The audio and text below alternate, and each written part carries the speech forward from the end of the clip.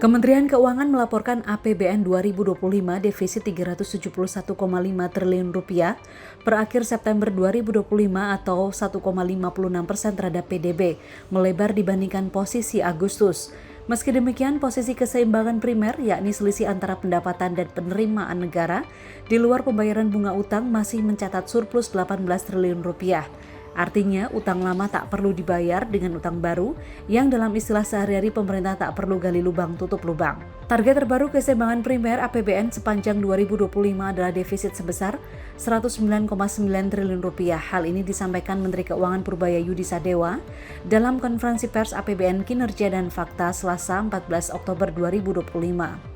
Berdasarkan data Kementerian Keuangan, realisasi defisit APBN sampai akhir September tercatat 371,5 triliun rupiah atau melonjak 52,7% dibandingkan posisi defisit periode yang sama tahun lalu.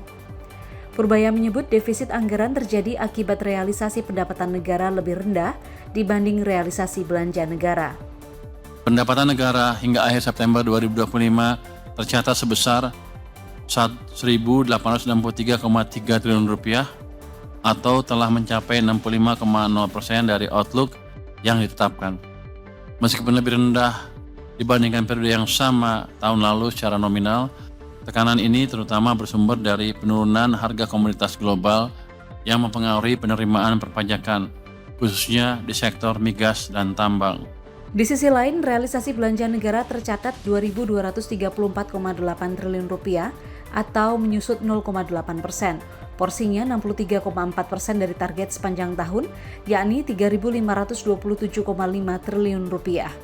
Purbaya juga melaporkan realisasi utang pemerintah hingga akhir September 2025 mencapai 458 triliun rupiah, naik lebih dari 31% dibanding periode yang sama pada tahun lalu. Hal ini diakibatkan kebutuhan pembiayaan negara yang meningkat seiring pelebaran defisit anggaran. Secara proporsional, realisasi utang tersebut telah mencapai sekitar 70% dari target pembiayaan APBN 2025.